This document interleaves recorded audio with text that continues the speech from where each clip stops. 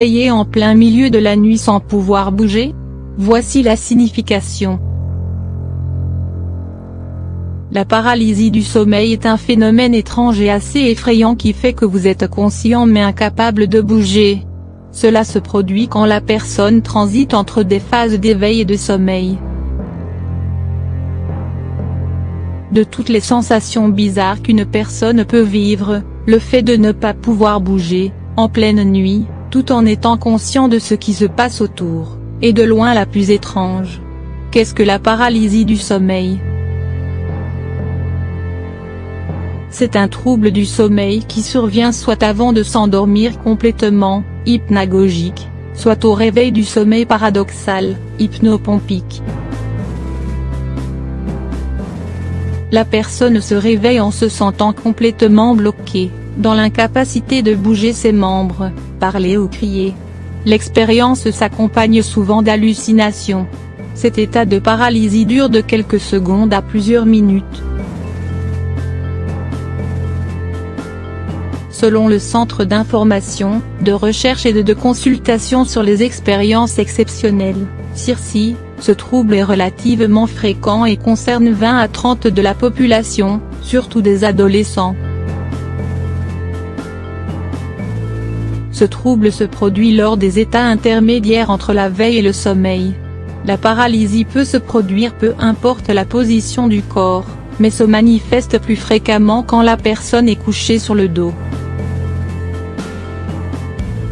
Quand nous nous endormons, notre corps se détend profondément pendant que notre esprit devient, simultanément, moins conscient. Cependant, quand la paralysie a lieu durant l'état hypnagogique, l'esprit reste conscient alors que le corps se détend involontairement. C'est là que la personne se rend compte qu'elle est paralysée malgré ses efforts pour bouger, et que, prise de peur, elle panique. Qu'est-ce qui provoque la paralysie? Quand nous rêvons, sommeil paradoxal, le corps ne bouge pas car des motoneurones de la moelle épinière sont inhibés par un neurotransmetteur, la glycine. En temps normal, cette hormone disparaît avant la fin du rêve et du réveil mais dans quelques cas, elle continue à bloquer les muscles et ainsi les fonctions motrices du corps bien après le réveil de la personne. C'est ainsi qu'elle se retrouve paralysée. Le cerveau, pas encore tout à fait éveillé et pris de peur, essaie d'expliquer cette paralysie mais finit par produire les fameuses hallucinations.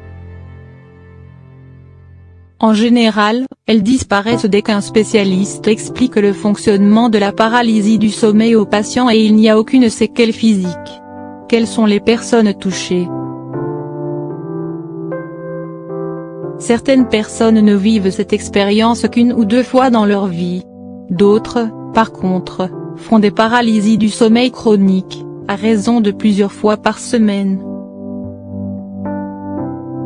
Une étude menée par l'Université d'État de Pennsylvanie a découvert que près de 80% de la population souffrait fréquemment de cette paralysie. Les personnes atteintes de troubles mentaux, anxiété, dépression, etc., celles qui font de l'apnée du sommeil et celles qui prennent certains types de médicaments, y sont plus sujettes. Quels sont les facteurs de risque? Manque de sommeil, changement fréquent des heures de sommeil, maladie mentale, bipolarité, dormir sur le dos, troubles du sommeil, narcolepsie, crampes nocturnes dans les jambes, certains traitements pharmaceutiques, troubles de déficit de l'attention, abus de drogue et d'alcool. Comment guérir de ce trouble? Il n'y a pas de traitement à base de médicaments mais certaines bonnes habitudes sont à prescrire. Dormir à des heures régulières, consulter un professionnel de la santé mentale, consommer des tisanes à base de plantes aux effets relaxants, verveine, camomille, se rendre à une clinique du sommeil. Quelques conseils en plus.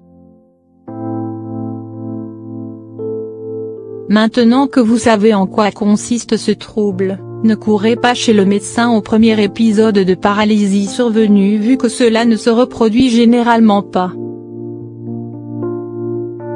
Tournez-vous plutôt vers l'aromathérapie et réduisez votre niveau de stress en pratiquant une discipline telle que le yoga. Adoptez une alimentation saine, surtout pour le repas du soir. Il est vivement recommandé de restreindre, voire supprimer, la consommation de drogue, d'alcool, de nicotine et de caféine.